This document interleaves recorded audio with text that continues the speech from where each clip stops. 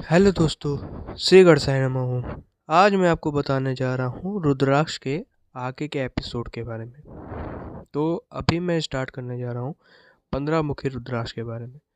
15 मुखी रुद्राक्ष जो होता है वो शिव पशुपतिनाथ यानी कि शिव जी का स्वरूप माना जाता है और ये सभी प्रकार के मनोकामनाएं पूरी करता है। ये रुद्राक्ष जो बहुत ही मुश्किल से प्राप्त किया जाता है और इसका धारण मंत्र है ओम श्रीम मनोवांछित श्रीम ओम नमः। ये इसका धारण मंत्र है। अब मैं दोस्तों आपको बताने जा रहा हूँ 17 मुखी रुद्राक्ष के बारे में, जो कि माँ कात्यायनी का रूप है और ये अलौकिक शक्तियाँ प्राप्त करने के लिए इसका प्रयोग किया जाता है। इसका भी धारण करने का विधि ऐसे ही है, ओम ह्रीम हूम हूम नमः। और इसके साथ ही साथ माँ कात्यायनी का पूजा करने के बाद ही इसका प्रयोग करना चाहिए और 9 दिन तक उपवास करने के बाद इसको धारण करना चाहिए। अब अगर मैं दोस्तों आपको आगे के रुद्राक्ष यानी कि 16 मुखी रुद्राक्ष के बारे में बताऊं, जो कि महाकाल का स्वरूप माना जाता है। इसे भी धारण करने से एक अजीब टाइप की आभा प्राप्त होती है और भय से मुक्ति हो जाती है। अगर किसी इंसान को किसी चीज़ का भय रहता है, डर रहता है या पिछले जन्म की कोई बाधा सताती है, तो इसको धारण करना चाहिए। ये भी बहुत ही ज़्यादा मुश्किल से प्राप्त होती है और इसको धारण करने के बाद क्या होता है कि अगर इसको धारण करने के बाद इंसान ये धारण मंत्र का मंत्र पढ़े, ओम हूम जूम सह, तो इससे क्या होगा कि उसको सर्दी के भी मौसम में सर्द का एहसास यानी ठंडी नहीं लगेगी। इसके साथ ही साथ दोस्तों अगर इसके ग्रहों की बात करूं, जो कि अभी मैंने बताया, तो जो 16 मुखी रुद्राक्ष यानी कि ये 16 मुखी रुद्राक्ष ये शनि से रिलेटेड है। इसका प्लैनेट जो रहता है वो शनि रहता है।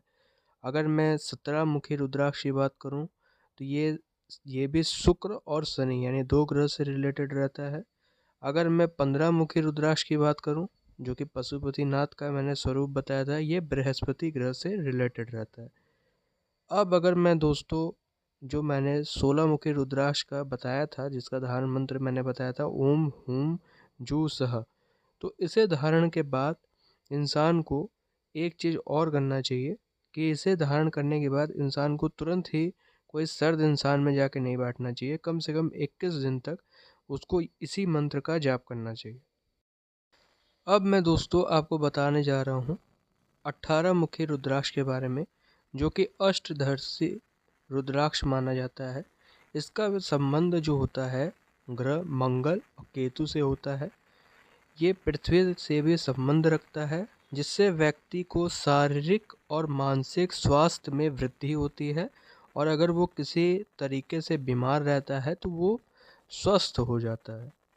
तथा अगर इसकी मैं बात करूं, कोई व्यक्ति बुद्धिमान नहीं है तो उसको बुद्धि मिल जाती है और वो अच्छा काम करने के लिए अपने आप ही निपुण हो जाता है। तथा अगर शिशु है, कोई बच्चा है और वो रोग से ग्रसित है, तो इसको पहनने के बाद वो रोग से मुक्ति पा सकता है। इसका धारण मंत्र का है ओम ह्रीम हूम एक तत्व रूपे हूम ह्रीम ओम। ये इसका धारण मंत्र है। अब अगर मैं दोस्तों 19 मुखी रुद्राक्ष की बात करूं, तो इसका संबंध ऐसा माना जाता है कि भगवान नारायण शयन कक्ष यानी कि क्षीर सागर में जहाँ लेटे रहते हैं, ये वहाँ पाया जाता है, ऐसा माना जाता है।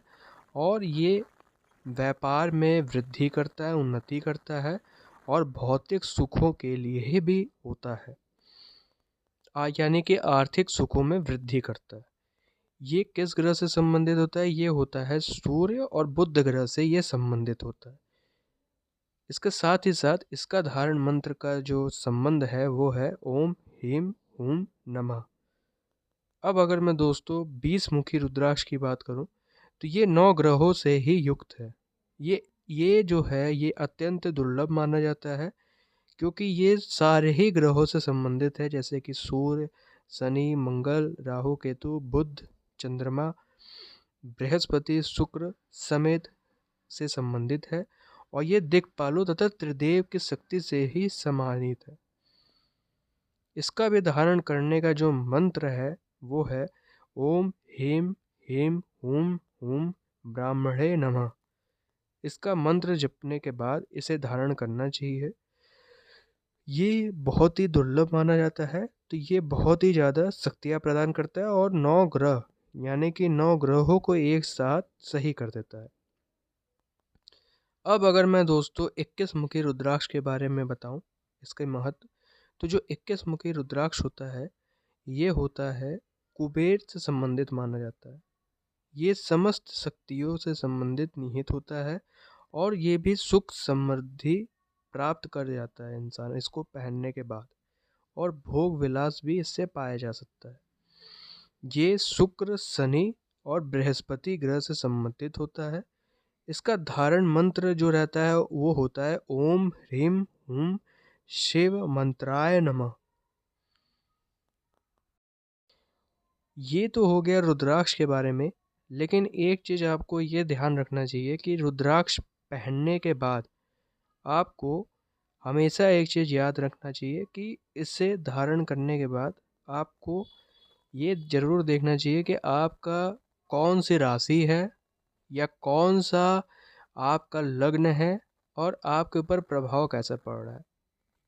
मेरे हिसाब से आपको कोई भी रुद्राक्ष पहनने के पहले अगर आपको कोई भी ग्रह या कोई भी राशि आपको नहीं पता है, कई लोगों को कुंडली नहीं पता रहती है, तो इसका सबसे बढ़िया उपाय यही है कि आप रुद्राक्ष ले करके अपने शीश के नीचे रख सकते हैं और उसको 1 सप्ताह तक अपने ऊपर देख करके उसका प्रभाव फिर ही धारण करना चाहिए।